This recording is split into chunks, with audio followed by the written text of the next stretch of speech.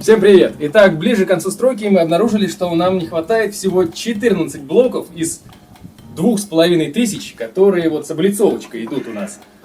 И вот таких вот не хватает. Связавшись с производителем, мы поняли, что никто не будет делать 14 блоков, а те, кто могут сделать, кто поближе более-менее находится, они больше не имеют такой фактуры. Если у них есть ростовский камень, то он уже отличается, он более пологий и уже нету таких вот изгибов. То есть получается, что это все равно как делать все время из одного блока, а потом поставить просто другой фактуры. Поэтому вот так вот даже, да? Делали, а потом поставили вот такой вот блок. Следующий. Конечно, он будет отличаться, но что ты будешь делать? Поэтому мы решили сделать самостоятельно эти блоки. И знаем, что, конечно, нужна такая форма фактурная. И сделать ее, конечно, лучше всего из силикона. Но силикон, тот, который в тюбиках продается, во-первых, слишком дорог, потому что каждый тюбик, он там где-то по 250-300 рублей. Но их тут нужно, немерено. Штук 6, наверное, как минимум, потому что форма достаточно объемная. И, как мы узнали, 2 мм силикона будут сохнуть 12 часов. То есть получается, что если мы сделаем нашу форму хотя бы 4-5 сантиметров, мы будем ждать, пока она высохнет, наверное, 2 недели точно. Поэтому было принято решение просто из подручных средств. То, что у нас есть, немножко растворчику сделали, намешали его пожиже, утрамбовали туда форму, под размер сделали опалубку и, получается, сделали форму именно такой же фактуры, которая нам необходима для нашего камня. А сейчас мы покажем, как мы будем ее заливать. Мы пробовали использовать обычную пленку пищевую, но, к сожалению, она приклеивается здорово, поэтому решили, что будем просто мазать маслом. Можно использовать отработку, как мы это делаем для обычных монолитных работ. Промажем хорошо все торцы и потом саму облицовочную часть, для того, чтобы следующий бетон никак не соединился.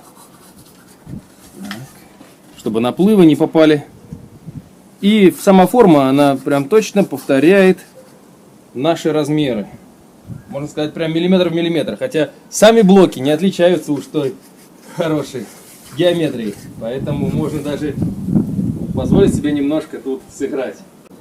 Проблема только в том, такой вот технологии, то что приходится делать один камень за один день. Утром пришли, залили форму, на следующий день разобрали, залили снова. Никак по-другому, что сделать. 14 блоков, значит, считай, 2 недели практически будем делать. Мне нужно хорошо, обильно промазать, чтобы он лучше отделялся. Потому что очень много вот этих фактур, всяких моментов и мест, которые мне необходимо хорошо заделать. Потому что я хочу получить максимально похожую текстуру ростовского камня. А когда это все будет прокрашено, пролачено, он не будет выбиваться из общего вида.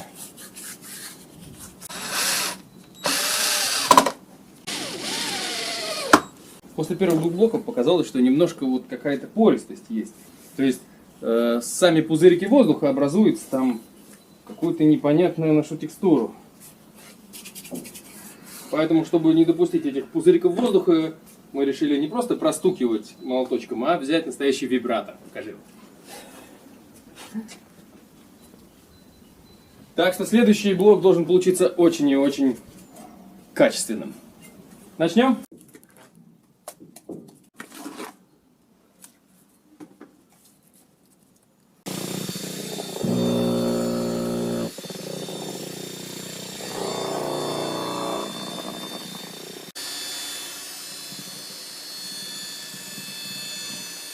Отличная штука. Если у вас такой нет, то придется поработать молоточком.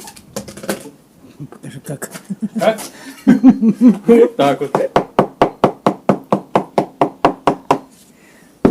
Молоточек, топорик, все к этому делу пойдет. Самое главное, сделать некое подобие вибростола, да? Выгнать максимально воздух, чтобы он потом не превратился в раковины в самой фактуре. Так, что, я думаю, достаточно. Равняем. Умоляю, он даже немножко усел. Можно будет сверху добавить немножко, чтобы выйти на нужные нам размеры.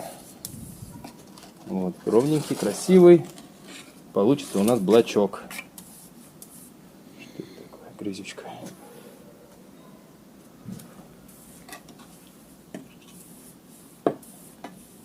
Отлично. Порядок. Казалось бы, уже все, но следующий этап обязательный – это установка двух арматурок. И у нас полно металлической арматуры. Покажи, пожалуйста. Ну, я думаю, она сюда не годится, потому что...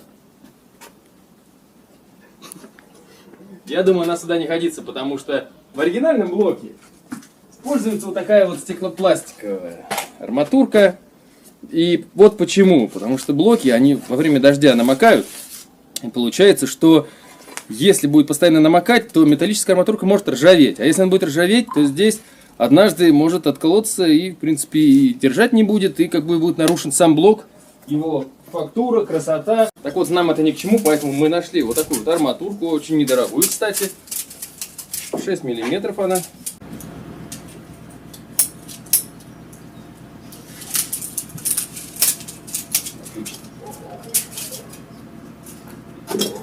Поэтому мы берем их побольше, подлиннее и будем потом привязывать к основному арматурному каркасу. Все очень просто. Находим где-то вот эту часть, как и в оригинальных блоках. Находим именно само донышко или лицевая часть, как в нашем случае. И наоборот приподнимаем где-то на 1,5 сантиметрика, чтобы он, не дай бог, там не торчал потом. Тоже красоты этого будет мало. Вместе приподнимаем.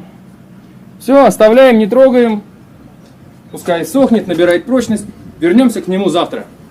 И посмотрим, что получилось.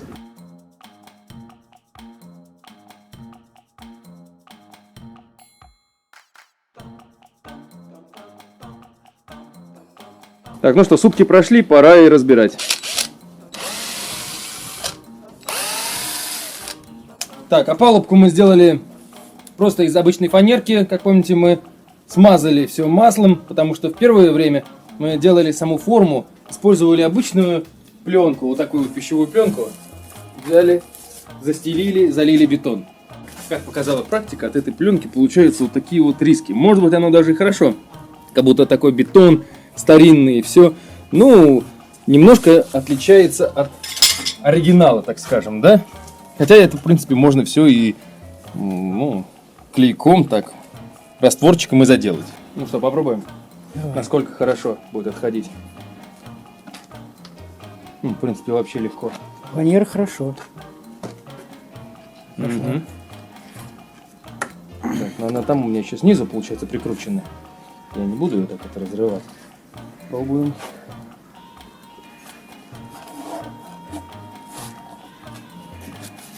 Так, соединилось хорошо, придется все-таки полностью снять. С формочкой-то соединилось.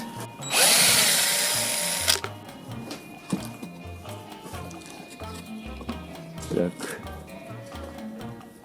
Слушай, ну бетончик уже схватился. Когда мы использовали пленку, то она выходила прям очень легко. Ну, мы же в погоне за красотой, поэтому решили попробовать обойтись и без пленки. Да. Ну, почти полностью разобрал опалубку. Давай я полностью выну его. Может, так попроще будет.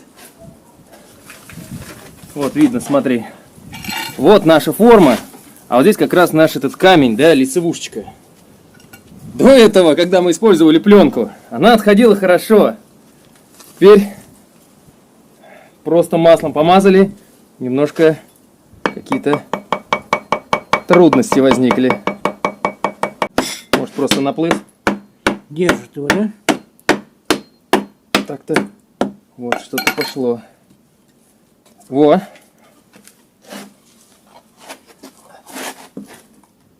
Раз. Ну что, красота есть? Есть, как родной. Смотри-ка, как родной. Только смотри, сколько пор. Хотя в новом тоже есть такие. Хотя мы вибрировали так хорошо. Я это могу потом все плиточным клеем вот так вот один раз провести, да, и получается все это заделается. Правильно? Давай-ка, дружок, подсыхай. И таким способом уже сколько у нас? 4 облицушечки готовы. Осталось еще 10 сделать.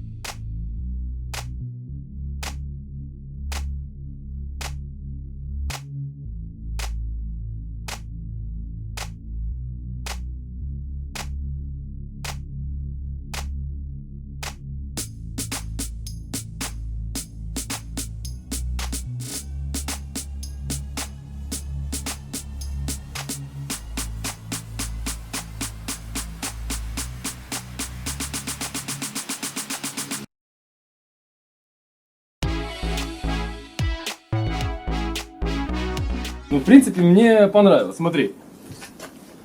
Сильно он разнится от оригинала. Ну ничего, побелее нет. будет такой же. Побелеет будет такой же. Самое главное. Пластиковая арматурка. Для того, чтобы, если все-таки будет намокать от дождя, там, от снега, да, вот, чтобы не пошла коррозия, и потом вот металлическая арматурка будет ржаветь и не разрушила нам облицовочку. Хотя мы все равно будем Даже наплыл, подкрашивать. как на родном. Наплыв как на родном. Ура! Ничего. Можно так делать? Вообще отлично. Да. Если у вас получилось так, что вы взяли камень, вот как мы, теплостенблок, да, и у вас он закончился, а производитель говорит о том, что уже перестал его выпускать, и, в принципе, кто другой делает, уже у них другие фактуры. Потому что следующий, это ростовский камень, а следующую фактуру, которую я такую нашел, более-менее подходящую, она уже не такая, как бы, высокая, а сглаженная, и где-то вот, ну, совсем другой рисунок получается. Ну и получается, мне не хватило всего 14 блоков таких облицушки. 14 блоков из почти 2000. И поэтому, ну что ж, вышли вот такой вот интересной методикой. Так что, если было интересно, познавательно, не забывайте большой палец кверху, подписывайтесь на канал. С вами был Сергей Перетягин. До новых встреч в эфире. Пока.